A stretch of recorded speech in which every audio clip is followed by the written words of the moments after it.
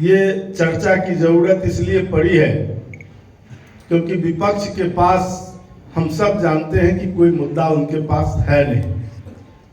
कुछ दिन विदेश में जब घूम कर आते हैं तो उनको लगता है कि लोग शायद हमको भूल गया, भारत में अब फिर से पहचान खड़ी करनी पड़ेगी। तो कोई न कोई विषय लेकर वो निकलते हैं, उसमें कितना दम है नहीं है इसको बगैर देखे हुए, बगैर परखे हुए और किसी भी विषय को तूल देना, जो हम सब लोग जानते हैं कि नेता प्रतिपक्ष की पुरानी आदत है। और उसी आदत के तहत एक अच्छा विधेयक जो विकसित भारत की ओर ले जाने वाला, ग्रामीण अर्थव्यवस्था को भी भारत के विकास के साथ जोड़कर रखना आज की नई चुनौतियां हैं।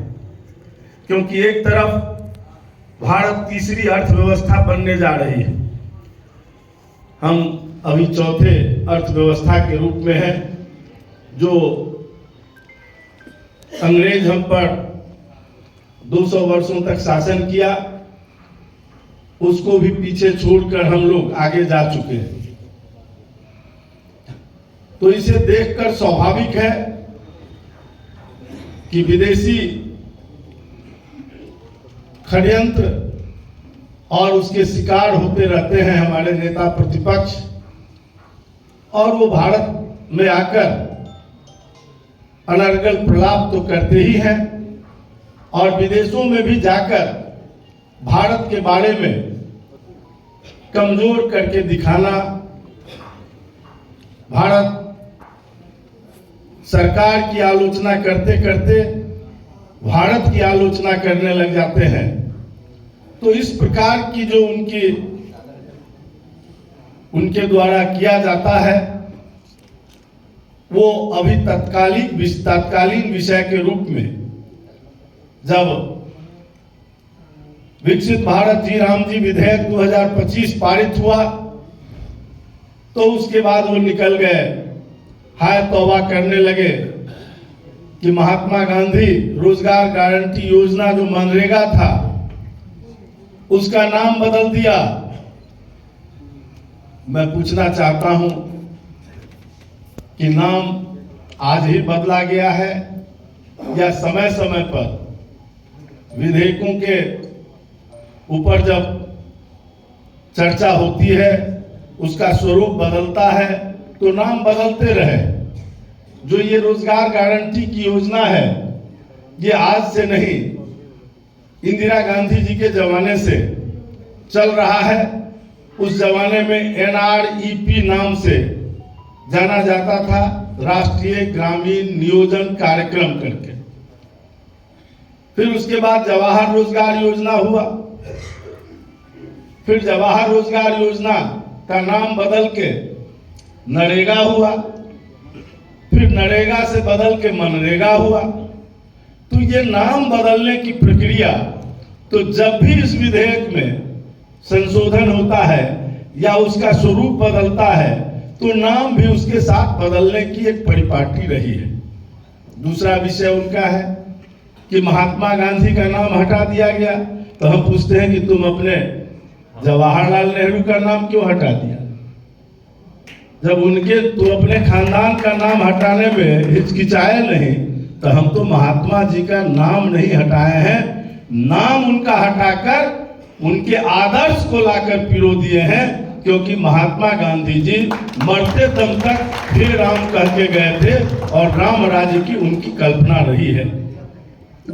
तो जब इस देश में महात्मा गांधी जी के कल्पना का राज लाना है, राम राज्य लाना है, तो स्वाभाविक है कि महात्मा जी के जो मूल भाव हैं वहां इस विधेयक को हमने पहुंचाया है।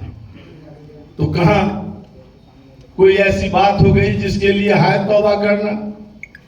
कहते हैं कि इस विधेयक से ग्रामीण अर्थव्यवस्था खराब हो जाएगी, मजदूरों को रोजगार नहीं मिलेगा। मनरेगा में 100 दिन रोजगार की गारंटी थी और इसमें जब विकसित भारत जी राम जी हुआ है तो इसमें 125 दिन रोजगार की गारंटी के साथ ये विधेयक आया है। तो 100 से 125 अधिक होता है कि कम होता है, शायद उनको नहीं पता है, कभी कभी वो भूल जाते हैं। तो एक बार देख लेना चाहिए कि इसमें 25 दिन अधिक है। उसके अतिरिक्त उनकी समस्या ये है कि इसमें लोगों को कैसे पेमेंट होगा, क्या होगा। तो पहले पेमेंट की गारंटी नहीं थी। अब जो नया विधेयक आया है उसमें मजदूरों को साप्ताहिक भुगतान या पाक्षिक भुगतान, जो अर्ध मासिक भुगतान होता है, उसकी गारंटी है। पहले कोई गारंटी नहीं थी, कब पैसा मिलेगा कब नहीं मिलेगा। मजदूर बेचैन रहते थे, पैसा आता नहीं था। अब जब हम गारंटी के साथ दे रहे हैं, और सिर्फ गारंटी ही नहीं, ये भी हमने उस विधेयक में कहा है कि अगर विलंब होगा तो विलंब शुल्क के साथ भुगतान होगा। अब इससे अधिक क्या हो सकता है। ग्रामीण अर्थव्यवस्था को मजबूती देने के लिए, भारत के विकास के साथ ग्रामीण अर्थव्यवस्था को जोड़ते हुए इस विधेयक का मूल भाव लाया गया है। उसके अतिरिक्त अगर आप इसमें देखिएगा तो बजट भी उससे ज्यादा हमने किया है। 1.51 लाख करोड़ का बजट है, तो पहले से बजट भी अधिक इसमें आया है। तो किसी कोने से जो पूर्व का विधेयक था, पूर्व का मनरेगा था, उससे विकसित भारत जी राम जी किसी दृष्टि से न कमजोर है, न किसी दृष्टि से तकनीकी रूप से कोई गड़बड़ी है। बल्कि इसमें हमने AI तक का सहारा लिया है, डिजिटल माध्यमों का भी सहारा लिया है कि अगर कोई गलत मजदूर आएगा तो AI से उसकी छटनी हो जाएगी। उसके भी प्रावधान इसमें किए गए हैं। तो ये सारी चीजें जोड़कर इस मनरेगा को विकसित भारत जी राम जी करके लाने का जो उद्देश्य है भारत सरकार का, वो स्पष्ट उद्देश्य है कि मजदूरों का कल्याण हो, और न केवल मजदूरों का, बल्कि पहले होता था कि खेती के समय किसानों को मजदूर नहीं मिलते थे। इसमें प्रावधान दिया गया है कि 60 दिन तक जो कटनी रोपनी का समय होता है, वो समय उससे अलग रहेगा। उसका भी भुगतान मजदूरों को होगा, लेकिन उस समय वो काम कृषि का करेंगे। उस समय ये योजना का काम बंद रहेगा 60 दिन। इसको इस प्रकार से पिरोया है कि हमारे ग्रामीण अर्थव्यवस्था की रीढ़ कृषि है, और कृषि कमजोर नहीं हो, किसान कहीं से कठिनाई में न आवे, इसलिए किसानों को भी राहत पहुंचाने के उद्देश्य से इस मनरेगा को सुधारते हुए विकसित भारत जी राम जी के रूप में इस विधेयक को भारत की सरकार ने लाया है। भारत के यशस्वी प्रधानमंत्री जी चाहते हैं कि ग्रामीण विकास के साथ ही भारत की विकास जुड़ी रहे।